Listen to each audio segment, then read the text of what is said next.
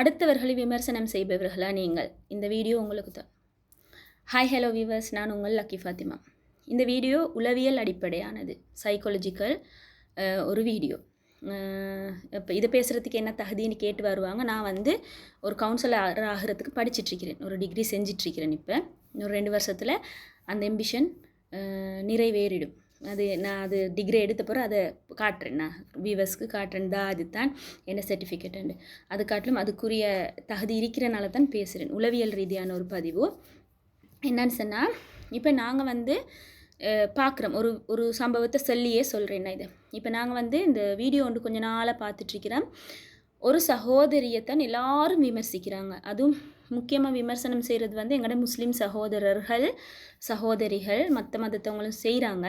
ஒரு சகோதரி அபாயை போட்டுட்டு டான்ஸ் ஆடுறா, அது வந்து விமர்சனம் செய்கிறாங்க. சரி, அது வந்து கூடாத ஒரு செயல் தான். அது வந்து ஒரு புனிதமாக கருதுகிற ஒரு மார்க்கத்தில் புனிதமாக கருதப்படுற ஒரு ஆடையை போட்டுக்கொண்டு ஆடுறது வந்து கூடாத ஒரு செயல் தான். ஆனால் வந்து பப்ளிக்காக விமர்சனம் செய்கிறதும் கூடாத ஒரு செயல். இப்போ நான் சொல்ல வரேன், விமர்சனம் என்றது என்ன?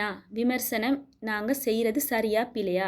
அடுத்தவங்கள ஒரு தவறை கண்டால் நாங்கள் சரியான முறையில் நாங்கள் வந்து இப்போ மார்க்கம் பேசி தானே அவங்கள வந்து நீங்கள் விமர்சிக்கிறீங்க. மார்க் அடிப்படையில் அவங்களுக்கு நீங்கள் என்ன செய்யணும்னு நபி அவங்க சொல்லியிருக்கிறாங்க என்ற சில விஷயங்கள் தான் நான் சொல்ல வரேன். இப்போ இதை கேட்டுட்டு சில பேர் வந்து ஹூன்னு கத்திக்கொண்டு வருவீங்க.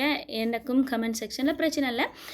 அன்றைக்கு சில அந்த கிறிஸ்மஸ் வாழ்த்து சொல்கிற வீடியோக்கு போட்டிருக்கி வந்து அப்படி இப்படின்னு. நான் வந்து அன்றைக்கி மார்க்கத்தை கதைக்கவே இல்லை. நான் உங்களுக்கு நம்புங்க, அவங்களோட மார்க்கத்தை போய்த்து வழிபாடுங்க, வணங்குங்கன்னு சொல்லலாம் இல்லை. ஒரு வாழ்த்து தெரிவிக்கிறதுக்கும் உங்களோட நம்பிக்கைக்கும் எந்த சம்மந்தமும் இல்லை. நீங்கள் மனதால் ஏற்று அந்த மார்க்கத்தை உண்மை. அதாவது சில பேர் சொல்லியிருந்தாங்க, வாழ்த்து தெரிவித்தா வந்து ஈசா நபி அல்லாட மகனன்னு சொல்லி ஏற்றுக்கொண்டதுக்கு சமனம். அது எப்படி? நாங்கள் மனசால் ஏற்றுக்கொண்டா தானே எங்களோட நம்பிக்கை மாறுமே ஒழிய, நாங்கள் ஒரு விஷ் பண்ணுறதுல எப்படி மாறுது? இப்போ நாங்கள் வணக்கம் என்றோம், ஆய்போவன் என்றோம், சரியா? அதெல்லாம் சொன்னோன்னே நாங்கள் டக்குன்னு வணங்கிடுறோமா? இல்லை, சரி. அது வாய் வார்த்தை, வாய்மொழி. இப்போ தமிழில் வந்து வணக்கம் என்றது எல்லோருக்கும் வணக்கம் என்றது ஒரு ஸ்பீச்சுக்கு கூட வார விஷயம். அதை சொன்னேன்னு சொல்லி தலை வணங்கியாச்சு, குஃப்ராலியாவியாச்சு, காஃபிராவியாச்சு எல்லாம் இல்லை. நாங்கள் வந்து சும்மா இந்த சின்ன புத்தியாக யோசிக்காமல் கொஞ்சம் ஒழுங்காக யோசிக்க பாருங்கள், சரியா? சமூகத்தில் வந்து கொஞ்சம் ஒழுங்காக, இதால் தான் பிரச்சனைகள் உருவாகுற இந்த மாதிரி உருவாக்கிக்கொள்ளுது. இப்போ அந்த சகோதரியை விமர்சிக்கிறவங்களும் நீங்கள் அவங்களுக்கு ஒரு புத்தி சொல்ல வேணுமெண்டா அவங்களோட இன்பாக்ஸ்க்கு போயிட்டு மெசேஜ் போடலும், சரியா? சில நேரம் அவங்களோட நம்பர் கூட போட்டிக்கிறாங்க போல். அவங்களோட 5-6 அக்கௌண்ட் இருக்கு, நானும் பார்த்தேன். அவங்களுக்கு ஏதாவது சொல்ல நினச்சிச்சேன்னு சொன்னால், சரியா, அவங்களுக்கு தனிப்பட்ட முறையில் போய்த்து இன்பாக்ஸில் சொல்லுங்க. அவங்களுக்கு தூசணத்தால் ஏச வேணுமா, தனிப்பட்ட முறையில் போய் பேசுங்க. அவங்களுக்கு அட்வைஸ் பண்ண வேணுமா, தனிப்பட்ட முறையில் பண்ணுங்கள். பப்ளிக்காக அவங்க ஒரு என்னத்தான் இருந்தாலும் அவங்க ஒரு பொம்பளை பிள்ளை, சரி? அவங்கள பார்த்தா அவ்வளோ வயசு மாதிரியும் இல்லை, சின்ன ஒரு குட்டி. இது அறிஞ்சு செய்கிறாங்களா அறியாமல் செய்கிறாங்களான்றது வேறு விஷயம். அவங்களோட என்ன நோக்கம்ன்றது வேறு விஷயம். அவங்களோட கையில் டெட்டு ஒன்றும் இருக்கி. அப்போ அவங்க வந்து இஸ்லாத்தை கன்வென்ட், அவங்க ஒரு வீடியோவில் சொல்லிக்கிறாங்க அவங்க இஸ்லாத்துக்கு வந்தவங்கன்னு சொல்லி. அவங்க வந்து நேரத்தோட ஹிந்துவாக இருந்து இஸ்லாத்துக்கு வந்தேன்னு ஒரு வீடியோவில் சொல்லியிருக்கிறாங்க. கொஞ்சம் எல்லாம் பாருங்கள், பார்த்து. அப்போ அவங்களுக்கு சில நேரம் எங்களோட மார்க்கத்தை பற்றின அறியாமல் இருக்கும், சரியா? அப்போ அப்படியெல்லாம் இருக்கக்குள்ள அவங்க வந்து இப்போ அவங்க மட்டும் இல்லை ஆடுறாங்க. சோசியல் மீடியாவில் வந்து ஃபேஸ் கவர் பண்ணி கொண்டு ஆடுற ஒரு அக்கௌண்ட்டும் இருக்கி. இப்போ இதெல்லாம் நான் சொல்கிறேன்னு அந்த தாத்தா தங்கச்சி மாதிரி என்னோட சண்டைக்கு வருவான். நான் நீங்கள் செய்கிறத நான் விமர்சிக்கல. விமர்சனம் செய்கிறவங்களுக்கு ஒரு வீடியோ தான் இது. நீங்கள் உங்களோட விருப்பம் நீங்கள் செய்கிறீங்க. ஆனால் நீங்கள் வந்து பப்ளிக்காக செய்கிறதுல அந்த உடுப்பை வச்சு தான் எல்லோரும் விமர்சனம் செய்கிறாங்க. உங்களுக்கு டான்ஸ் ஆட ஆசை விருப்பம் வேண்டாம், நீங்கள் ஒரு ஷல்வார் உடுத்து ஒரு ஷோலை போட்டு ஆடுங்க. எவ்வளோ பேர் ஷல்வார் உடுத்து ஷோல் போட்டு ஆடுறவங்க இருக்கிறாங்க. அது மலையாளம் கேரளா எவ்வளோ பேர் இருக்கிறாங்க. முஸ்லீம்ஸ் வந்து எவ்வளோ டான்ஸஸ் மாதிரி எவ்வளோ இந்த சோசியல் மீடியாவில் இருக்கிறாங்க. ஸ்ரீலங்கன் குட்டிகளும் இருக்கு. யாரும் அவங்களுக்கு ஒன்றும் சொல்லிக்கொண்டு போகிறல்ல. இது அந்த உடுப்புன்றனால தான் நீங்கள் விமர்சிக்கப்படுறீங்க. அது ஒரு பக்கத்தில் வைப்போம். இப்போ இந்த விமர்சனம் வரக்குள்ள பப்ளிக்காக வந்து நாங்கள் வந்து மற்றவங்கள விமர்சனம் செய்கிறது வந்து மார்க் அடிப்படையில் தடுக்கப்பட்டிருக்கு சகோதரங்களே. அப்போ நீங்கள் வந்து பேய்த்து அவளுக்கு வந்து பச்சை தூசணத்தலலாம் ஏசிக்கிறீங்க. நான் நிறைய கமெண்ட் பார்த்தேன். அப்போ அவவும் அதுக்கு திருப்ப தூசணத்தாலெல்லாம் ஏசி அப்படி அந்த தேவையில்லாத வார்த்தை பிரயோகங்கள் நிறைய ஊற்றப்பேச்சா பெய்து. இன்பாக்ஸ் சொல்லுக்கு வந்து நீங்கள் போய் ஏசி அவங்கவுங்களுக்கு ஏசி அது வந்து உங்களோட முடிஞ்சிடும். இது சமூகம் பப்ளிக்காக வந்து அதோட அவங்களோட ஃபோட்டோவை போட்டு அவமதிக்கிறது அதெல்லாம் சரியில்லை. அது மார்க் அடிப்படையிலையும் சரி மனிதாபிமான அடிப்படையிலையும் சரி அப்படி செய்யல ஒரு மனுஷனுக்கு. இன்னொருத்தட இதை போட்டு வந்து உருவத்தை போட்டு ஃபோட்டோவை போட்டு அதே தொழிலாக சில பேர் வச்சுக்கொண்டிக்கிறோம். சில பேர் டிக்டாக் செய்ய செய்கிறதுக்குன்னு சொன்னால் இன்னொருத்தரோட ஐடியை பிடிச்சி வச்சு அவங்களுக்கு ஊற்ற பேச்சா லேசு. அதுதான் அவங்களோட வேலையே, தொழிலே அதுதான். அப்போ இது வந்து உண்மையாக தவறான ஒரு விஷயம். விமர்சனம் என்றது வந்து ஒரு மனுஷன் ஏன் செய்கிறான்னு சொன்னால் 2-3 விஷயத்துக்கு, உளவியல் அடிப்படையில் உளவியல் அடிப்படையில் 2-3 விஷயத்துக்கு சொல்கிறோம். ஒன்று வந்து தனக்கிட்ட இருக்கிற குறைய மறைக்கிறதுக்கு அடுத்தவங்களை விமர்சனம் செய்வாங்க, சரியா? அடுத்தது வந்து பயம், இன்னொருத்தரை பற்றின ஒரு அபிப்பிராயம், அதில் தன்னுடைய வீட்டு பொம்பளையிலும் இப்படி பேய்த்துருவாங்களான்ற பயம், அப்படி நிறைய இருக்கும்.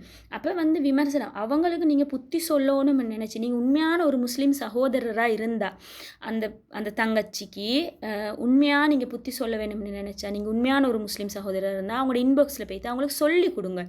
ஏம்மா நீங்கள் இப்படி செய்கிறீங்க, அவங்களோட நோக்கம் என்ன, நீங்கள் இப்படி நல்ல முறையில் பேசி பட்டை அப்படி தொடங்கி வேணால தொடங்கி ஊற்ற பேச்சு அனுப்பினோன்னே நீங்கள் அப்படி பேசினா நீங்கள் ஒழுங்கானவங்களா? நீங்கள் யோசிச்சு பாருங்கள். நீங்கள் அப்படி பச்சை தூசணத்தால் பேசினோன்னே நீங்கள் ஒழுங்கானவங்களா? அவங்க கேட்பாங்களா? ஒரு மனுஷனுக்கு நாங்கள் சொல்கிறது வந்து உபதேசமோ அறிவுரையோ அட்வைஸோ சொல்கிற மாதிரி சொன்னால் தான் கேட்பாங்க. இப்போ ஜாஹிலியா அவ்வளோ அறிவியினர்களையே திருத்தின ஒரு சமுதாயம் முஸ்லீம். நபி ஸல்லல்லாஹு சொல்லுவாங்க திருத்தினாங்க.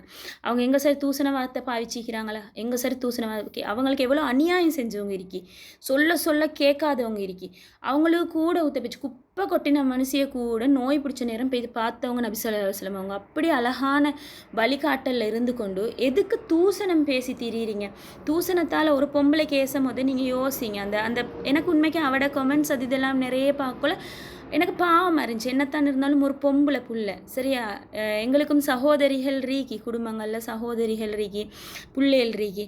அப்போ அப்படி ஒரு பொம்பளை பிள்ளைக்கு வந்து அப்பட்டமா பச்சை தூசண தலையே சாதிங்க சார். இல்லை உங்களுக்கும் தாத்த தங்கச்சி மாதிரி இருப்பாங்க, உங்களுக்கு பொம்பளை பிள்ளைகள் மகள் மாதிரி இருக்கும்.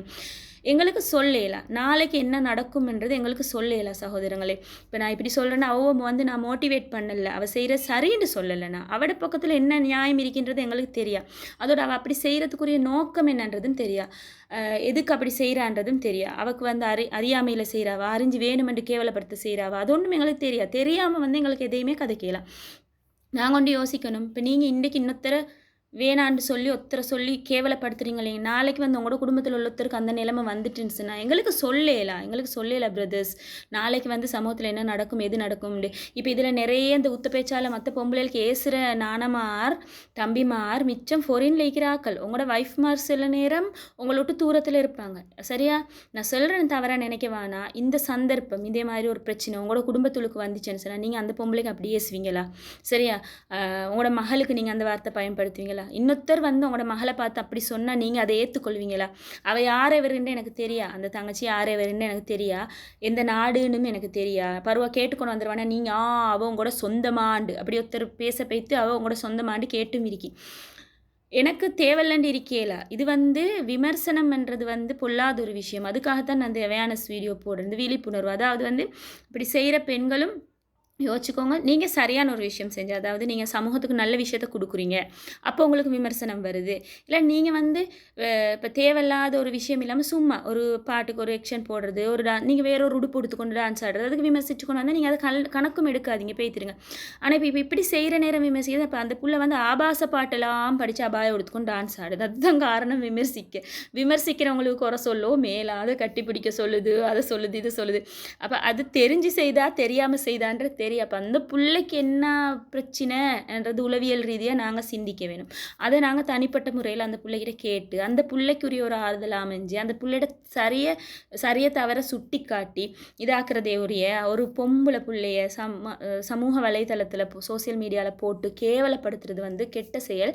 நாங்கள் இன்னொரு மனிதனை வந்து கேவலப்படுத்தினோம்னு சொன்னால் இந்த இறைவனால் ரிப்பீட் வந்து என்ன செய்யும், சில நேரம் எங்களுக்கு கிடைக்கிறதுக்கு வாய்ப்பு இருக்குது. அதனால் வந்து யாரையும் விமர்சனம் செய்யாமல் நல்லது சொல்லிக் கொடுக்க வேணும்னு சொன்னால் நல்ல முறையில் சொல்லிக் கொடுக்க பார்ப்போம்.